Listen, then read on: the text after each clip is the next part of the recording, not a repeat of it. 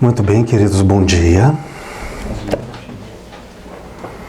Tem gente que não aparecia, agora está aparecendo. Hoje é dia 3 de março. O tema da nossa aula de formação em teoria da filosofia clínica é uma grande metáfora. Vamos falar sobre desenho animado. A vida como um desenho animado. Uma aula que toda criança gostaria.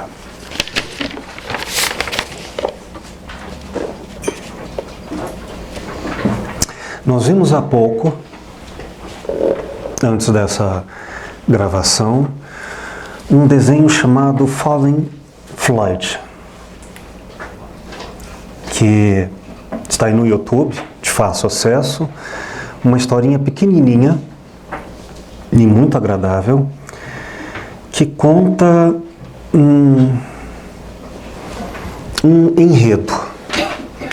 Um rapaz que está feliz, fortalecido em seus sonhos e apaixonado. Ele é entre tantas coisas, um trompetista.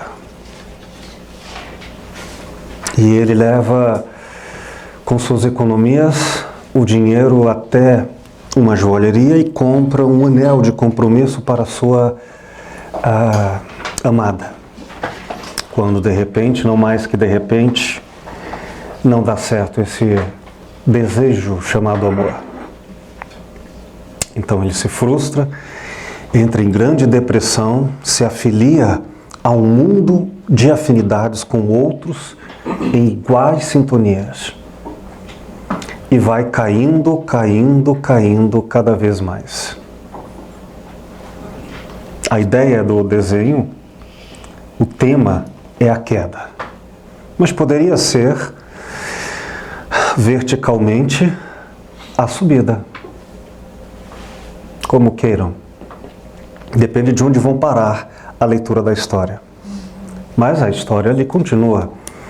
E por fim ele procura um terapeuta que simbolicamente junta todas as suas mazelas no anel em que ele projetava o sonho de seus desejos, que uma vez frustrados também se tornaram o símbolo do seu amargor. E quando aquele terapeuta joga o anel fora, ele, na história, acaba junto com a perda do anel, no mesmo lugar que é um rio, onde ele havia jogado fora seu trompete. Ao jogar fora o anel, ele acha o seu antigo trompete. E junto com o antigo trompete, ele recupera a sua alegria e disposição de vida. É uma boa metáfora de a queda e a subida. Com seus equivalentes simbólicos de o anel da perdição e o trompete da salvação. E assim podemos criar um paralelo entre o mundo da autenticidade e o mundo da inautenticidade. Entendendo por autenticidade a potência existencial que uma pessoa pode alcançar no melhor de si mesmo, em consonância com o mundo de afinidades, com o mundo com seus pares, no qual a força individual e a objetividade do mundo e a força do mundo harmonizam-se juntos como uma corrente, de tal maneira que, à semelhança de um nadador que nada em favor da correnteza, sua força individual é ao mesmo tempo individual, mas é também coletiva, pela força da correnteza, para se poder anunciar a velocidade da vida. O individual e a força da vida coletiva estão irmanados. O que pode acontecer de forma, atenção, autêntica, tanto em exercício de autonomia, isto é, pessoas que querem a responsabilidade como modo de viver. Mas a autenticidade pode também acontecer na mais profunda alienação, ou seja, existe um forma alienado que é autenticamente real. Por assim dizer, usando a metáfora, não tão metáfora, a ideia do nazismo como sendo o mundo perfeito, a corrente das forças perfeitas para os nazistas. De tal maneira em que é o peixe no seu devido aquário. E fluem bem, no sentido de estão num mundo no qual, metaforicamente, o capeta e o inferno estão todos ambientados com harmonia entre a força individual e a coletiva. E assim podemos falar em autenticidade no inferno e autenticidade no céu, quando as forças individuais, no conjunto da competência daquilo que chamamos de singularidade, entra em profunda coesão e harmonia com as forças coletivas que se irmanam em algo que é estrutural e não mais pessoal apenas. Então, nesse sentido, em filosofia clínica, como em outras aulas dissemos, o conceito de autenticidade não se confunde com o conceito de autonomia. A autenticidade se coincide com o conceito de potência. Mas nem toda potência é autônoma, responsável. Então, vamos ser bem claros, existem forças sombrias que são autênticas. Não são fantasias, não são ilusões e são poderosas. E igualmente outras, que nem vamos classificar como sombrias ou iluminadas. Só quero dizer que essa relação conjunta entre o eu e o mundo é a autenticidade. Tranquilo? Muito bem. Acontece que no desenho, Fallen Floyd, ele está em inautenticidade. Ele está numa contradição entre ele e ele mesmo, ele e o mundo no qual ele se sente afim. Não apenas imediatamente, mas profundamente ele se sente afim. Como se vê isso? Bom, sobretudo é uma interpretação arbitrária, porque é um desenho animado, é uma curta metragem, mas observem no desenho algumas caracterizações. O desenho é todo colorido, por desenho animado, enquanto ele toca o trompete. Quando aparece o anel como símbolo de toda rejeição, de toda frustração, o que faz parte da vida dói, mas a dor também faz parte do processo de autenticidade. Inclusive na autonomia. Porque a autonomia, a responsabilidade implica em assumir a mortalidade, assumir que o mundo não é objeto dos nossos desejos, nem as pessoas. Então, não há problemas em sofrer. Não há maldição na autenticidade e autonomia. Todavia, não há uma revolta, há apenas um sofrimento.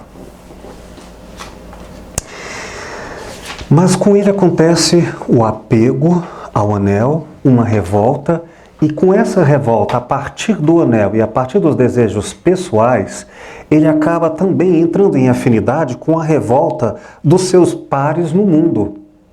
Quando ele abandona o mundo do trompete, da música e do colorido e passa a habitar um mundo sombrio, sem cores, em ambientes de profunda dependência sofrida, ou ao álcool, ou ao sexo, ou à briga, alguma coisa que substitui o anel. Ou seja, uma alienação, uma dependência a algo. Agora, nos resta uma pergunta. A diferença, como já falamos outrora, em outra aula, entre dependência e alimento. Vimos em aulas passadas um vídeo, uma comédia chamado Tapa na Pantera, de uma atriz que diz assim, brincando, interpretando, que ela fuma maconha há mais de 20 anos, ou acho que era isso, 30. Há 30 anos, e nunca foi dependente. Nunca pulou um dia. Isso é prova de que a maconha não causa dependência. Ora, vamos comparar a maconha, neste caso, na ironia, com arroz e feijão, ou água, por exemplo, que há muito mais do que 30 anos ela come, se alimenta. Toda a vida. Ué, por que eu posso dizer que sou dependente de maconha e não sou dependente de arroz e feijão? Qual a diferença? Já que em ambos há uma, digamos, separação entre o conceito de eu e o conceito de mundo. Entendem? Eu não sou arroz e feijão. Eu não sou maconha. No entanto, eu consumo arroz e feijão e maconha, ou qualquer coisa. E quando esse consumo me fortalece, me alimenta, me potencializa, nós vamos chamar isso de alimento. Resta ainda uma investigação sobre o que alimenta ou o que fortalece.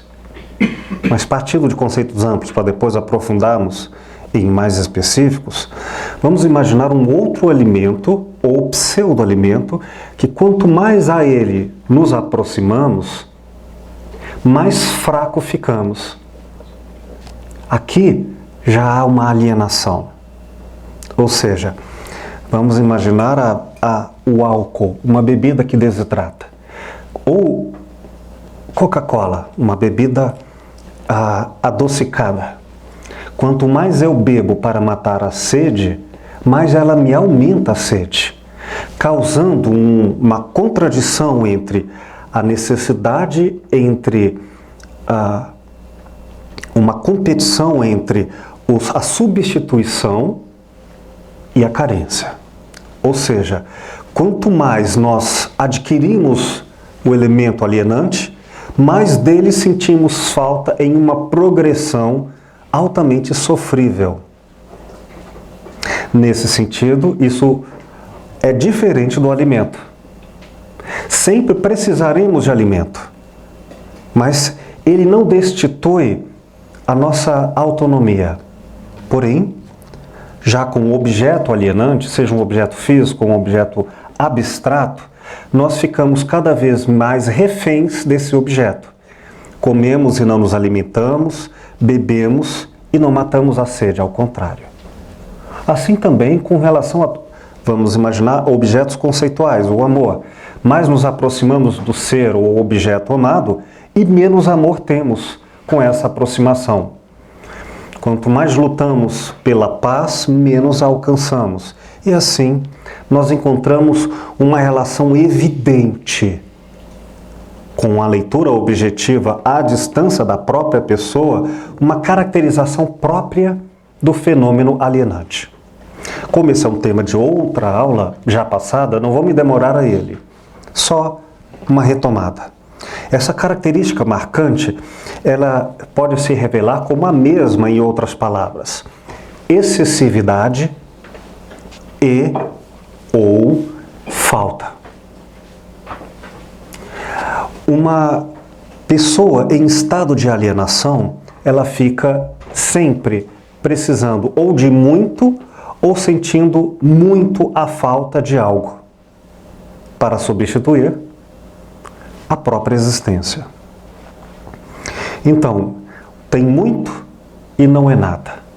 Ou então, não tem muito, vive reclamando a falta de tudo e, na presença das coisas, também permanece ausente. Tranquilo isso, né? Só uma retomada. Então, nós temos duas características no fenômeno da alienação. De um lado, a excessividade ou a falta, falta que é sinônimo de excessividade, seja excessividade para mais, excessividade para menos. Sempre uma incompletude angustiante e crescente, que vamos chamar de dependência. Segunda característica. Primeiro, essa bipolaridade, né, que são sinônimos. Segunda é o apego.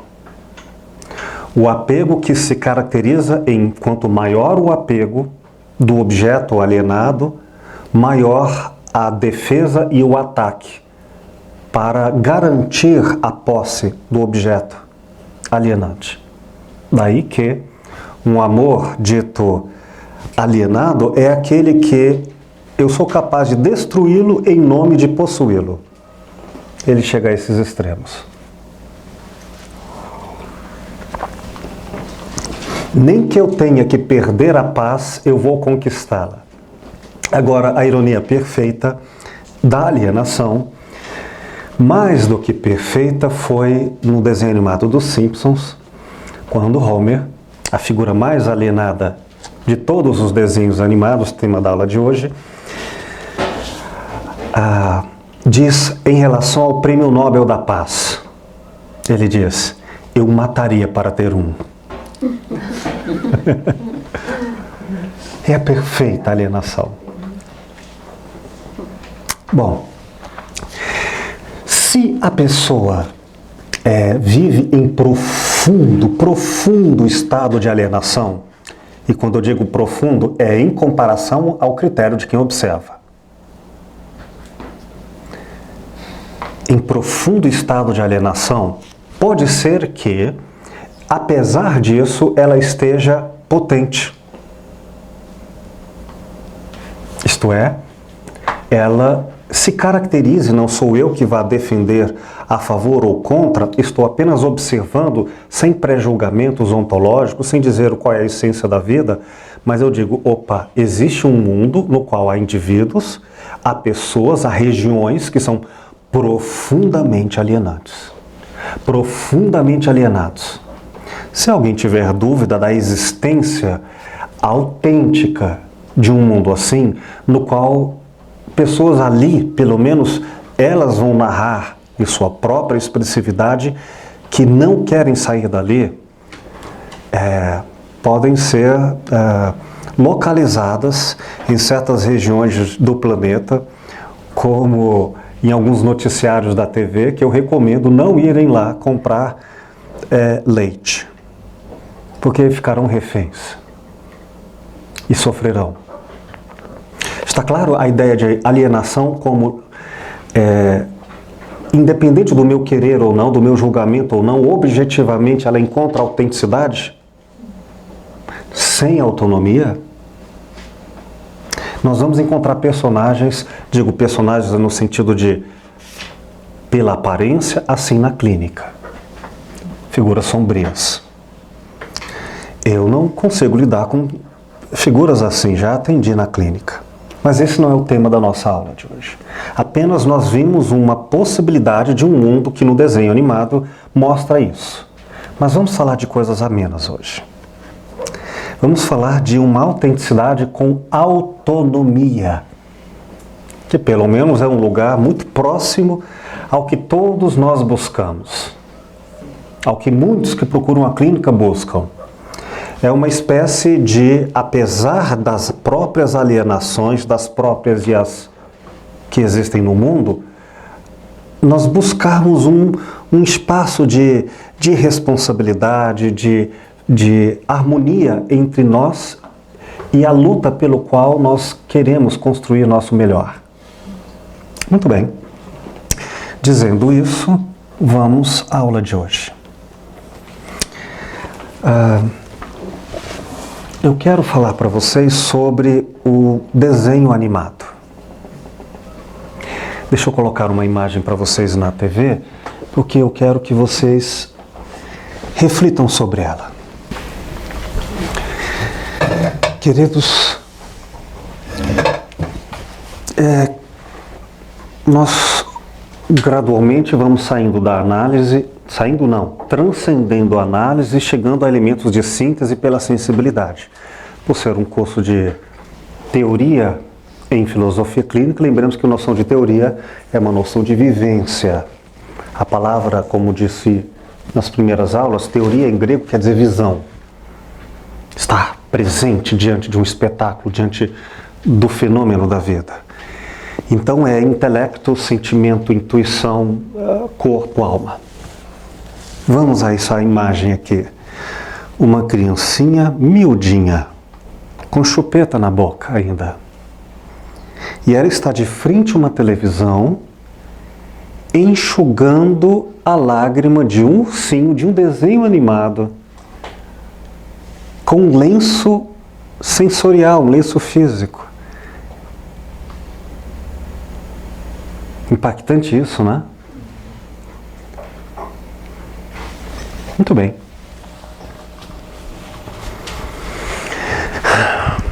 Conhecem essa expressão desenho animado, mas sabem o que quer dizer animado?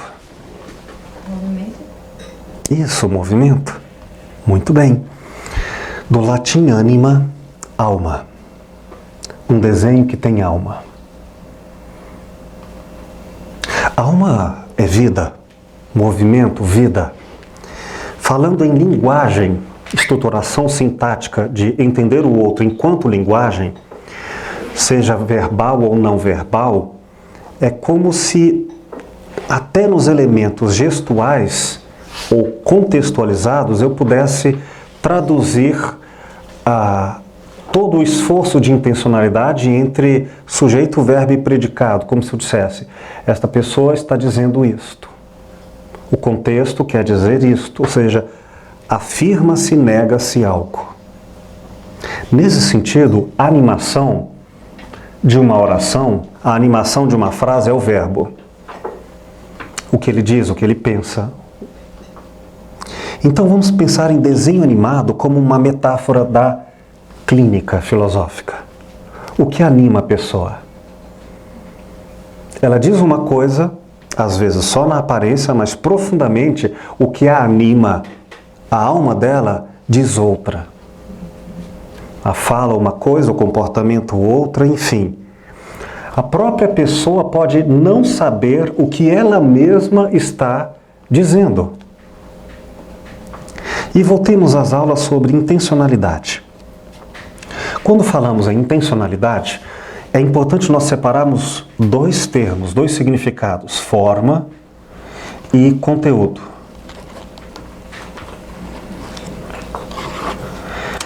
Forma é o elemento cognitivo, a forma de percepção que temos da realidade. Conteúdo, a vivência íntima, empírica de cada um. Quando falamos em forma, em intencionalidade, vamos, por exemplo, utilizar a forma emotiva da percepção. Então não adianta eu explicar se o conteúdo é algo fundamentalmente de caráter emotivo. Com relação à forma, ela tem uma ação e um movimento. Então, vamos imaginar um movimento da forma emotiva que é assim. Vocês se lembram, quando nós falamos na aula passada, em 3 gradações de valor, de importância do nosso olhar? Coisas que para nós são determinantes ou inegociáveis, importantes, passíveis de negociação, mas marcantes para o nosso alimento existencial, ou desimportantes? Muito bem.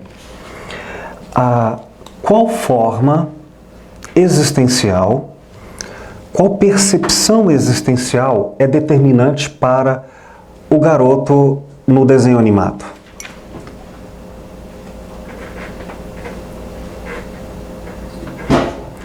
Eu vou dizer o seguinte: todos nós temos audição do ponto de vista sensorial aqui funcionando, né? Temos a intencionalidade sensorial, forma sensorial. Ok, todos me ouvem, então, querendo ou não, vai relacionar-se com o mundo por som. Agora, som é igual a música? Não. Para que a música seja entendida como, o som seja entendido como música, é preciso ter uma intencionalidade específica, que é a intencionalidade artística, musical. Quem não tem essa intencionalidade, ouve som, não ouve música. Percebem? Esse garoto, o Floyd, ele tinha uma intencionalidade, ou seja, uma forma de ver o mundo, que é claro, sempre por aproximação e sempre por metáfora, vamos dizer, era musical. Ele entendia o mundo musicalmente. A forma como ele se conectava ao mundo era musical e forma determinante. De tal maneira em que, quando ele ouvia a música, ele não estava eventualmente se alimentando de música. Ele estava existindo, se alimentando essencialmente dele mesmo no mundo. Em outras palavras, ele não só ouvia música, ele era músico. Ele não só fabricava música, mas ele se alimentava de música no mundo. A relação entre eu e o mundo se dava por uma intencionalidade musical. Consequentemente, a forma de existência na estrutura de pensamento dele era musical. Forma. Qual o conteúdo da música? Se era samba, se era jazz, se era batuque, se era qualquer tipo de música, o conteúdo é uma outra questão a se verificar na história dele. Mas particularmente na história que vimos tem a ver com o trompete. Tem a ver com conteúdo ligado a um jazz, alguma coisa assim, não é? Muito bem. Então nós temos no desenho animado uma certa apresentação de um olhar filosófico clínico que nos permite saber, eis aí uma pessoa cuja forma intencional é via musicalidade e cujo conteúdo é via jazz. Ora, então eu já sei que para ele desenvolver a potência existencial dele, subentendendo isso que eu disse, tem que ser via musicalidade. Do contrário, ele pode comer coisas, mas não se alimenta como ser humano. Tanto que no desenho nós vimos, quando ele abandona a música, ele abandona a sua capacidade autônoma e autêntica de ser no mundo. E passa a adquirir características tais como a excessividade, o apego, a falta, tem tudo e não tem nada ao mesmo tempo. E perde a cor, perde a vitalidade, se descaracteriza.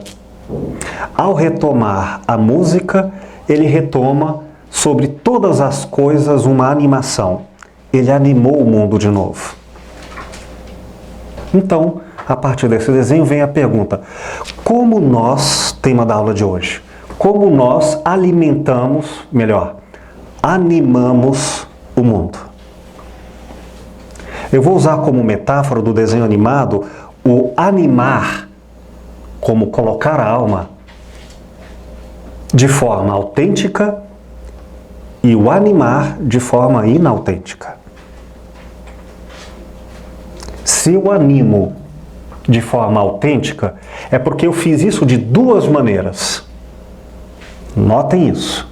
Uma, eu encontrei a forma cognitiva adequada. Então vamos imaginar outra coisa. Que a pessoa, é claro que eu estou usando clichês, eu estou usando conceitos amplos, por enquanto.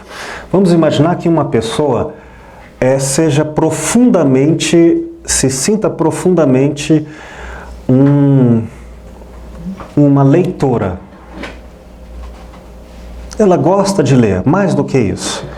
Ela se reconhece como ser no ato de ler.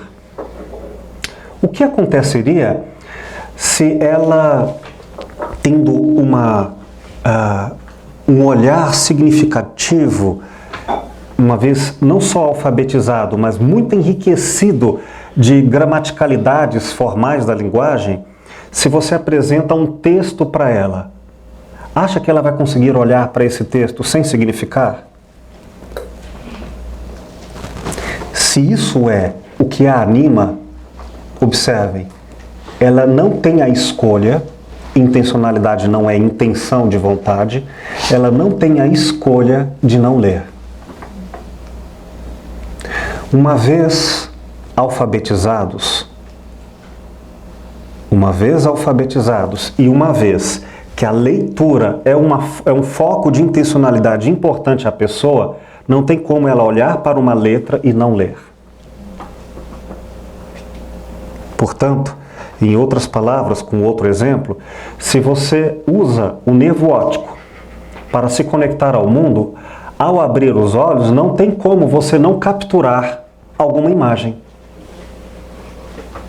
A forma não é uma escolha.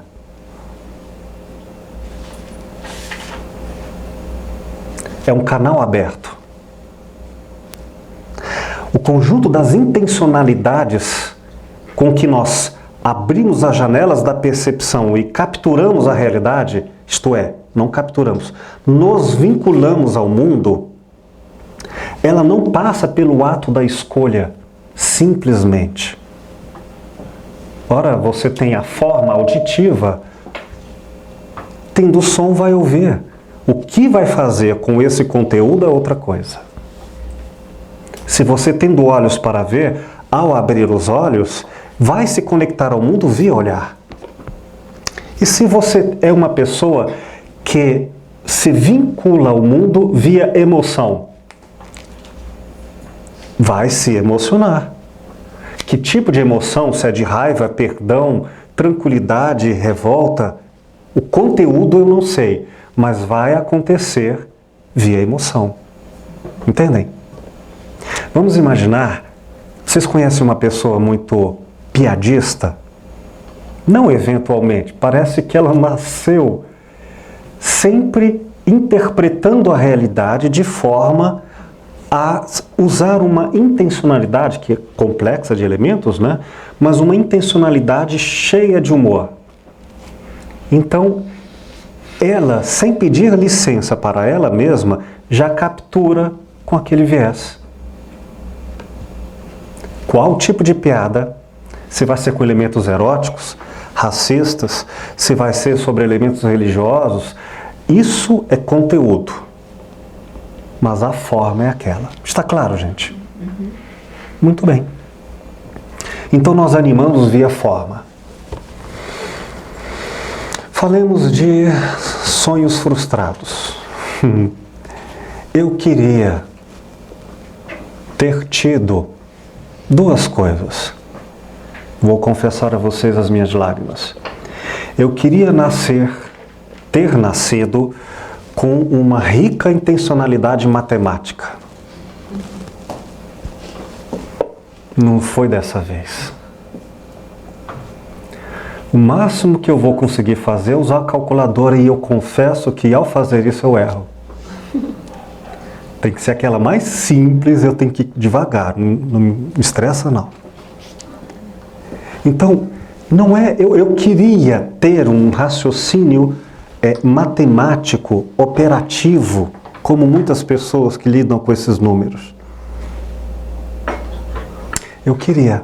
Outra coisa, eu queria muito ter musicalidade juntada à sensoriedade motora e ter nascido um pianista. Quando eu penso em piano, eu imagino um Chico Xavier ao piano. Ele fecha os olhos e toca assim, ó. Parece que é a própria mão que está tocando sozinha. É claro que se eu dedicar toda uma vida para aprender piano, eu vou aprender uma coisica. Mas eu não estarei usando toda a potência do meu ser. Por quê? Porque eu não tenho até agora, não sei se amanhã eu vou acordar magicamente diferente, mas eu não tenho e não é minha escolha de trabalhar essas intencionalidades. Entenderam isso, gente? Forma.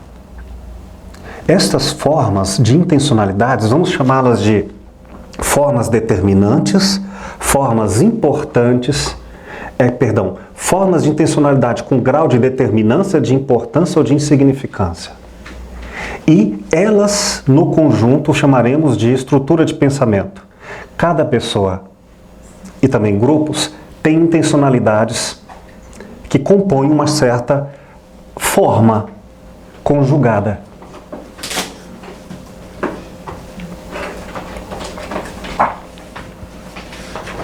Então há pessoas que são muito emotivas, outras que são muito racionais, outras, enfim, elas têm uma forma perceptiva que une o eu e o mundo. É assim que elas se conectam. Até aqui, até este momento, falando em forma, animação, a maneira como nós damos vida ao mundo via uma forma cognitiva que chamaremos no conjunto de estrutura de pensamento. Até aqui, dúvidas, perguntas e colocações? Sim, querido. Professor, quando você fala das formas, determinante, significante, importante, a insignificante sabemos que ela não está nem aí. A importante ela é flexível, você pode ou não aderir. A determinante, que é o cunho da pergunta, você testa como determinante e inegociável, não é isso? Sim. Se ela é determinante e negociável, como trabalhar uma questão que é para a pessoa, para aquela forma, não é um ponto de vista clínico não, né? Do ponto de vista da leitura.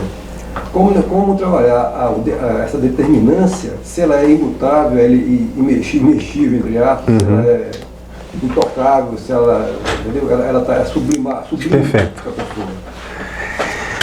Boa pergunta, querido.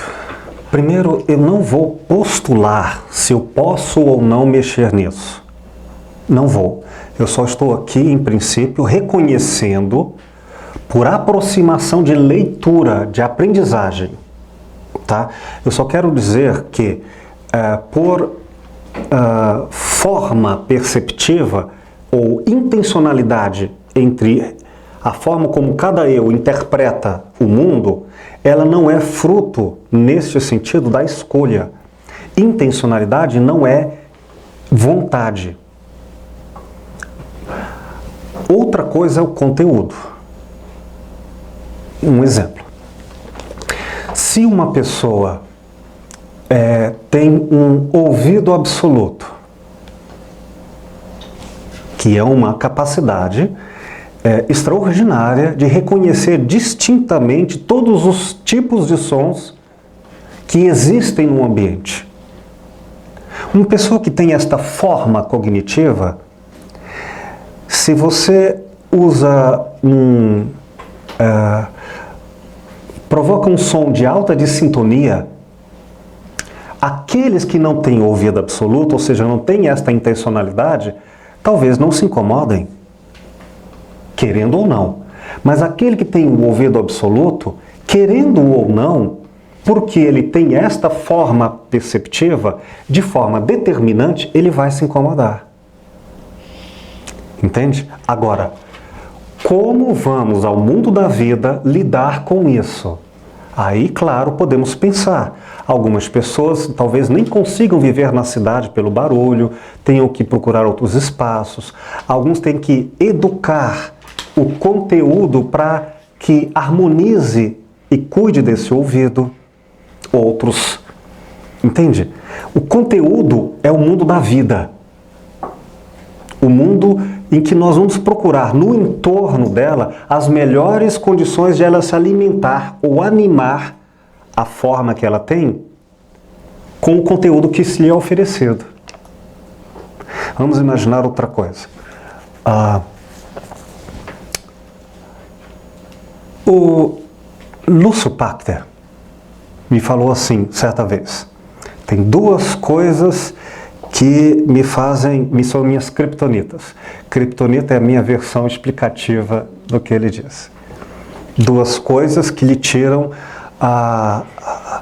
o bem-estar. Barulho.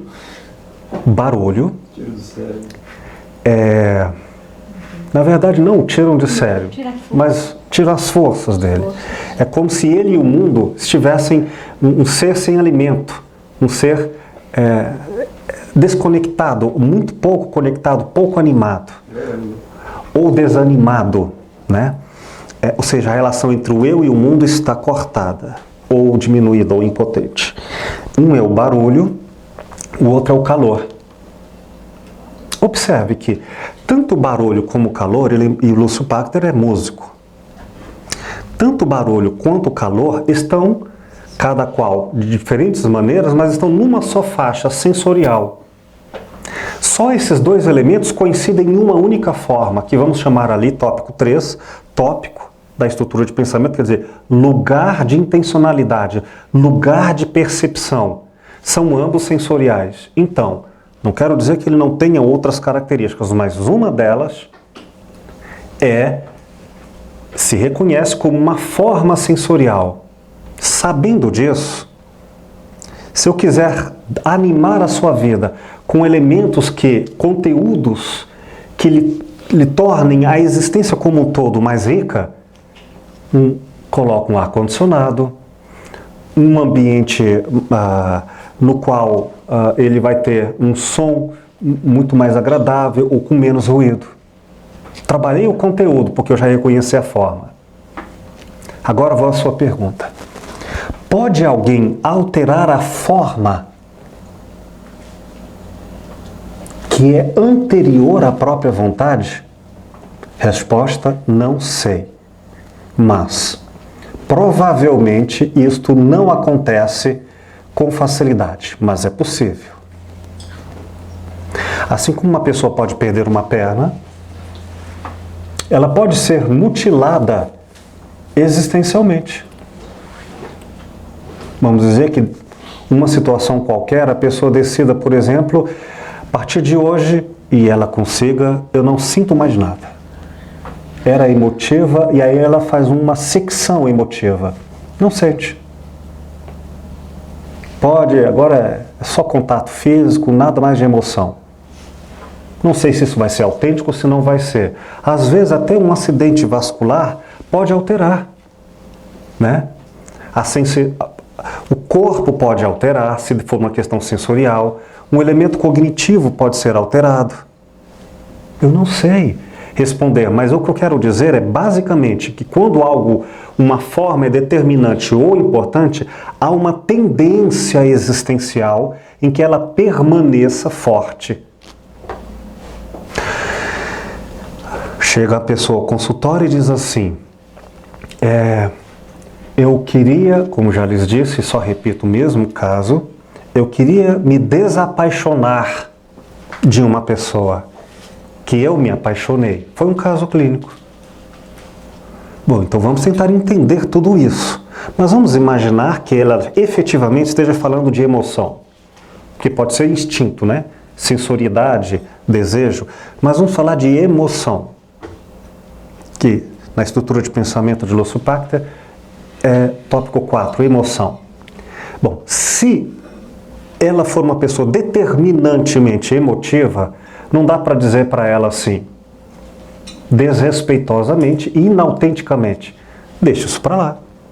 É só você não sentir. Fala isso para um ouvido absoluto. É só você não significar o som. Fala isso para uma pessoa alfabetizada. É só você olhar as letras e não ler. Não leia aqui. Eu já li. Não veja vermelho. Como não veja? Gostar ou não gostar, eu posso até trabalhar, mas não ver. Então você na medida em que e enquanto vou responder assim, enquanto e na medida em que esta forma de significação do mundo, na medida em que isso acontece, é que eu respeito e trabalho com a outra pessoa. Bom, sabendo disso, eu trabalho forma e conteúdo. Tá claro? Ajudou? Muito bem. Perguntas? Então, no caso do desenho, se esse for um padrão pelo qual ele lida com a dor, eu posso ver como autenticidade?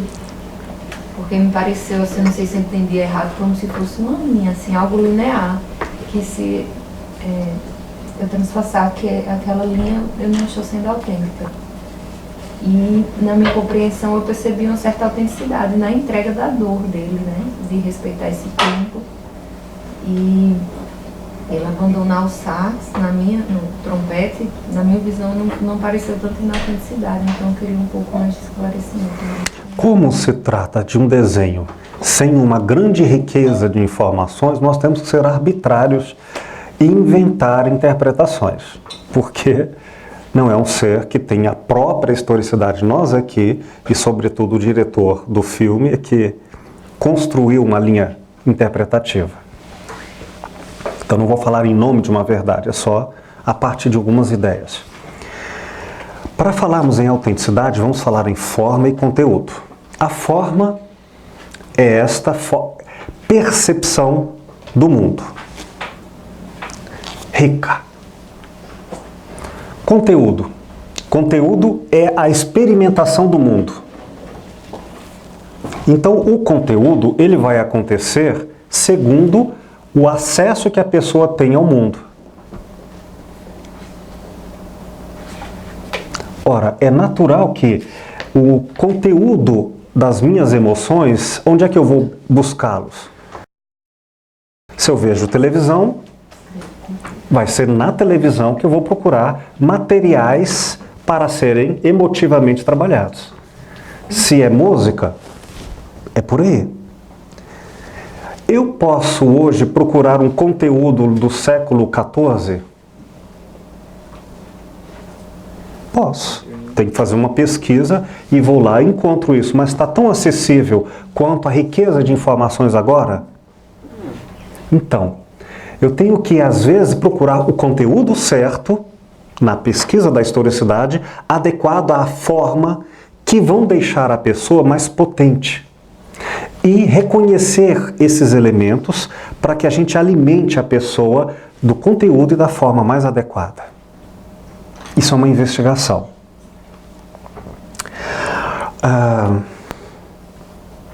Então, não tem como responder a partir daquela historicidade, mas eu quero responder de outra forma. Quando nós falamos, então, para concluirmos essa primeira etapa da aula de hoje, em desenho animado, nós animamos o mundo. E nós animamos o mundo de duas formas, vamos dizer assim, interpretando seletivamente o mundo que existe em nossa volta. Há 1 milhão de coisas em minha volta. Cada um vai perceber seletivamente o que lhe interessa para dizer o mundo é assim, segundo o que eu percebo. Quem é muito musical vai descrever musicalmente. Quem é muito emotivo vai falar das emoções do ambiente, segundo ela percebe.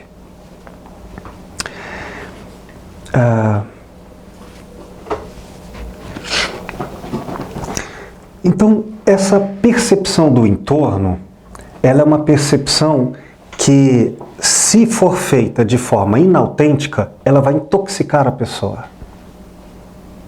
Quando nós falamos em historicidade, que não é história, é a forma com que cada um percebe o mundo e cada um se identifica no mundo, eu levanto a vocês uma pergunta. Será que nós animamos da forma correta e potente? E agora vamos a alguns exemplos.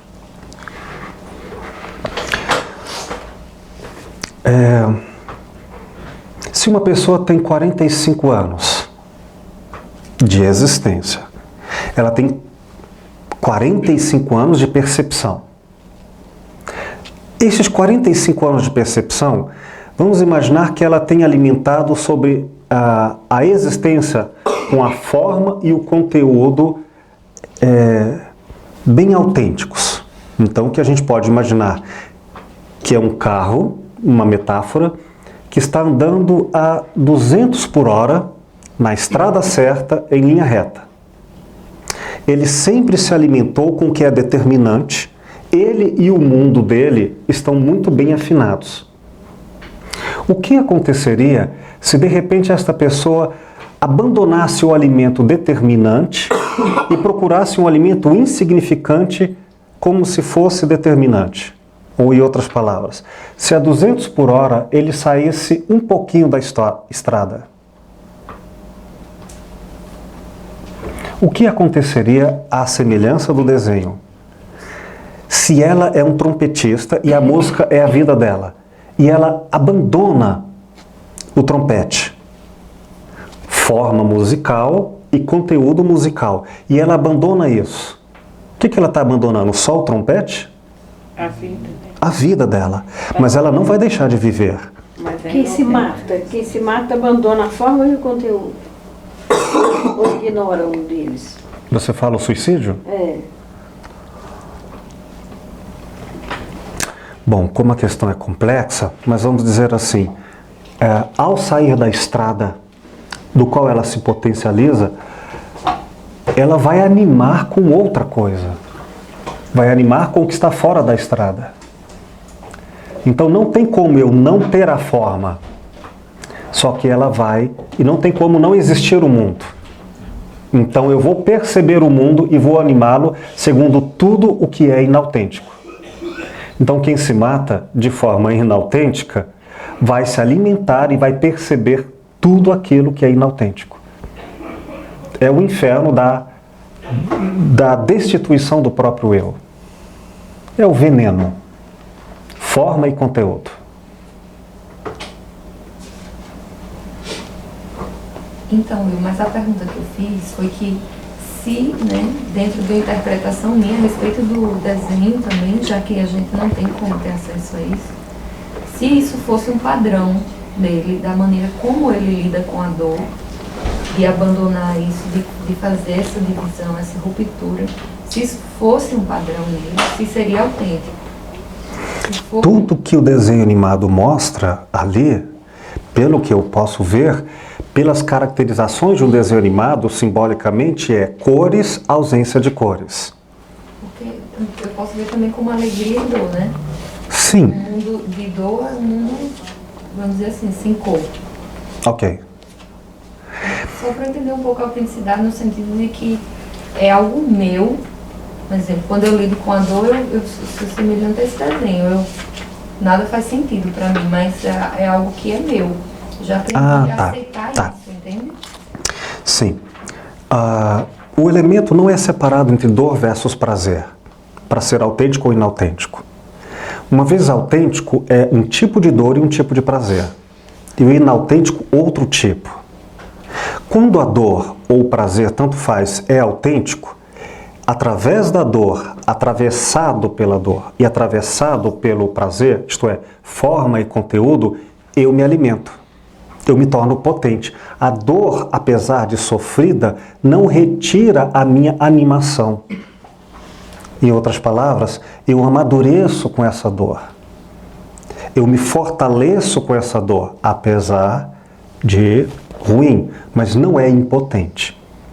Quando a dor é impotente, é inautêntica, a dor só me causa sofrimento sem causar força.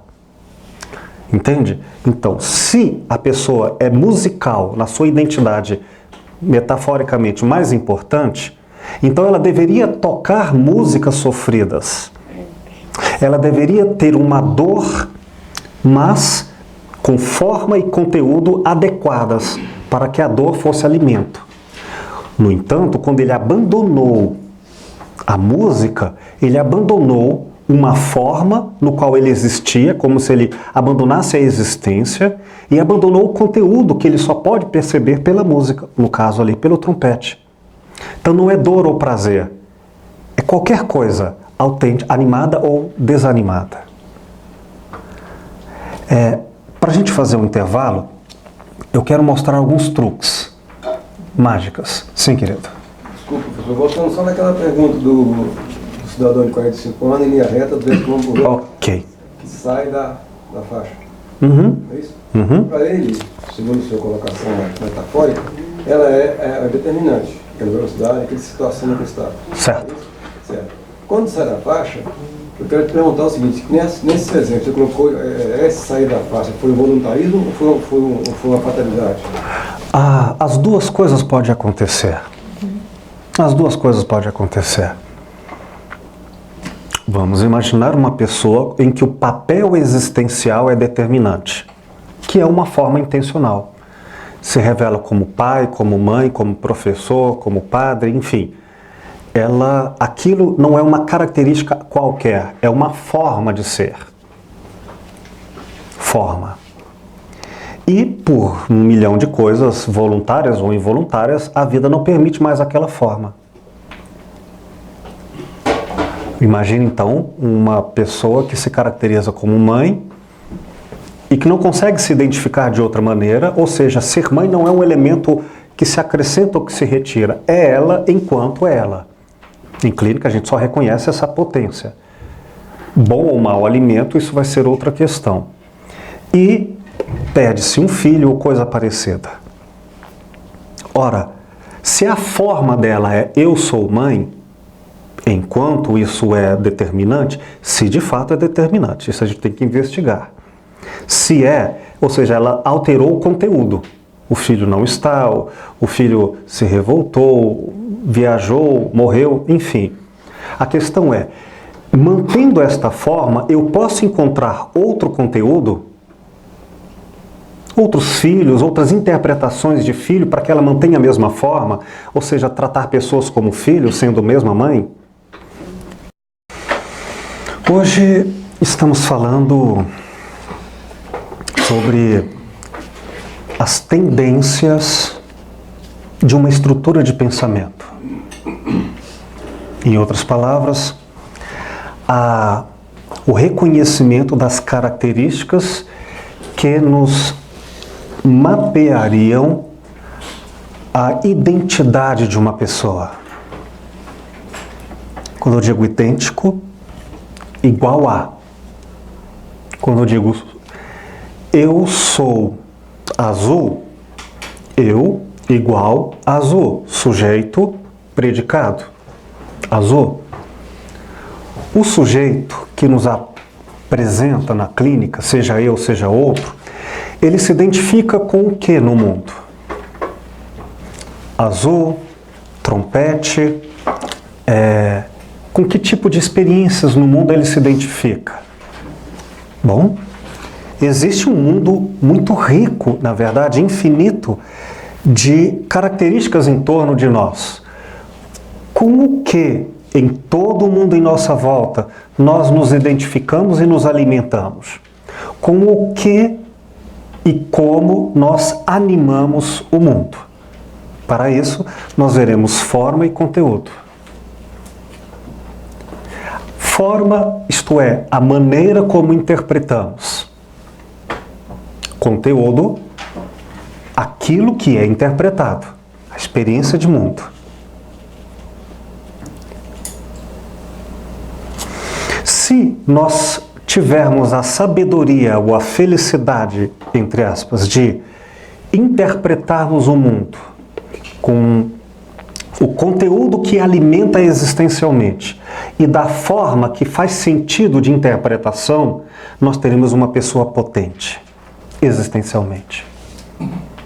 Mas se a pessoa interpretar o mundo de uma forma em que ela não significa de maneira a construí-la, ela terá como que informações, mas não terá se formado. Ela terá elementos cognitivos, mas não terá existência. É como, por exemplo, uma pessoa que ouve música por uma forma de musicalidade, de intencionalidade, mas a música não alimenta a existência dela. Então ela adquire coisas, coisifica-se, mas não se torna uma pessoa melhor. Descobrir a forma e o conteúdo de cada pessoa no que é importante ou determinante, tanto para se alimentar quanto para se envenenar, ou seja, o que faz bem ou mal à estrutura de pensamento, é a pesquisa que nós localizaremos na historicidade de cada pessoa. Não na história. Na historicidade, porque é segundo a edição do olhar dela. Então, nós veremos, de acordo com uma pessoa descreve o mundo em sua volta, como ela formalmente interpreta e que conteúdos ela tem. Eu me lembro do dramaturgo, poeta Terêncio Romano, muito citado sempre por Marx, isso do primeiro ou segundo século antes de Cristo, que dizia: sou humano e nada do que é humano me é estranho. Nada do que é humano me é estranho. Tudo bem, então eu tenho características que reconheço nos demais, por empatia ou por antipatia. Não gosto disso, gosto disto. O assassino, o santo, reconheço tudo isso. Mas com o que, especificamente, eu me animo, eu me construo, não é com todo. Posso gostar do seu jeito de ser, mas se eu tentar ser do seu jeito, isso pode me desestabilizar do meu jeito. Muito bem? É nesse sentido que nós vamos buscar as tendências, sem verdades a priori, sem certezas, porque é uma pesquisa. E falamos há pouco sobre os perigos de confundirmos o que é determinante com o que é insignificante. Mas, seja como for, quando algo é determinante, ela reclama dentro de nós velocidade, força e repercussão. Por isso, de uma forma muito ampla, eu vou dizer assim: aquilo justamente na forma e no conteúdo que nos fortalece, isso também nos enfraquece. Se uma pessoa, volta ao exemplo de antes, tem uma forma de se identificar existencialmente, de se alimentar existencialmente através da música, então é pela música que ela vai se alimentar. Se eu encontrar o conteúdo adequado à sua construção subjetiva. Mas o que também vai lhe fazer mal, porque a entrada e a percepção do mundo é muito forte. O que é? Também música. O conteúdo certo alimenta essa pessoa. E o conteúdo inautêntico destrói essa pessoa. Se ela não tem musicalidade no seu modo existencial de ser, pode ser música boa ou ruim, agradável ou desagradável, pode machucar ou fazer bem, mas não altera a existência dela. Está claro, gente?